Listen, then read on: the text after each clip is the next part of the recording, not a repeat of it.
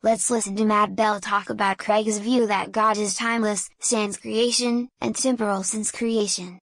Craig holds to a relational view on time, which means that there is no time without change. So, there is change in the object, okay? When that change occurs, at the precise, indistinct, we can't even use, there isn't even a chronological term we could use to break it down, because none of them would be sufficient. The best it doesn't make sense to say that a timeless thing can do anything but be timeless. Okay, so basically you're saying that if something is timeless, it's timeless, that's it. Can never, ever, ever do anything. Well, if it could do something, then it wouldn't be timeless, would it? No, but this is what you're saying, that it can't even have the potentiality to change. That if something is changeless, it can't have the potentiality to change. And that potentiality can't be realized. Is that what you're arguing? Potentiality to change. Are you making it sound as if potentiality is a property, an actual property? Yeah. Well, let's say you have this object, and this object exists. What prevents that object from having the potentiality to change? So what prevents A from becoming not A? I don't. That's an irrelevant. That's an irrelevant question. No, I'm just like, is having the potentiality to change is not a contradiction for something to exist in a changeless state, and then have the potentiality to change, and then change. There's no contradiction involved in those three things. So if something existed timelessly right now, and had within it the potentiality, either had within it the potentiality itself to change, or something could extrinsically cause it to change, then the potential exists either within itself or extrinsic to it to change, and if that change then occurred, where's the contradiction?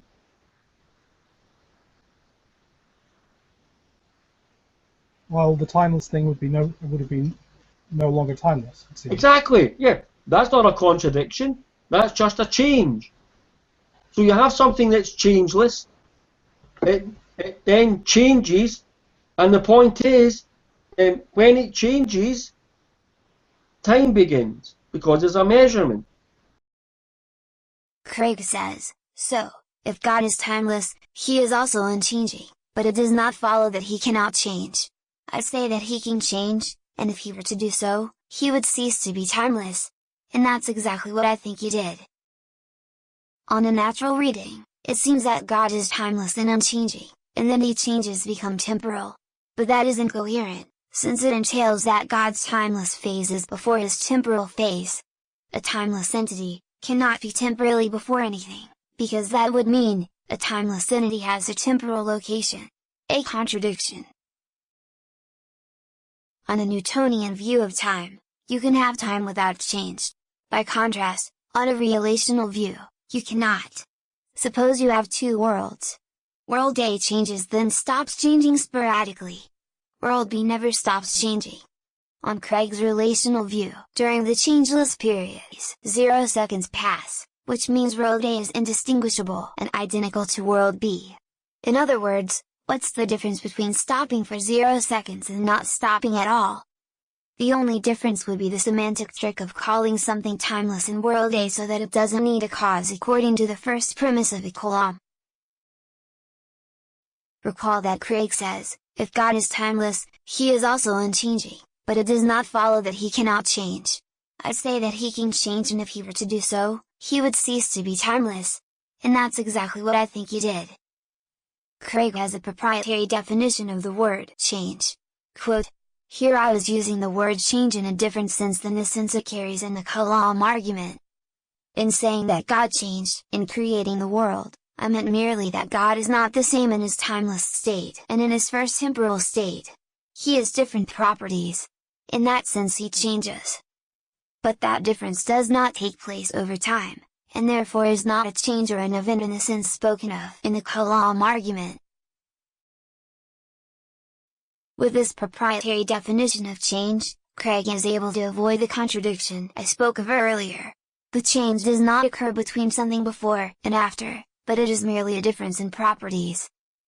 With this new definition in hand, it is hard to see why this isn't two gods, a timeless God and a temporal God. I can change into God on this definition, because I have different properties than God. Perhaps Craig will argue that it is one God, due to it having the same substance with two distinct sets of properties.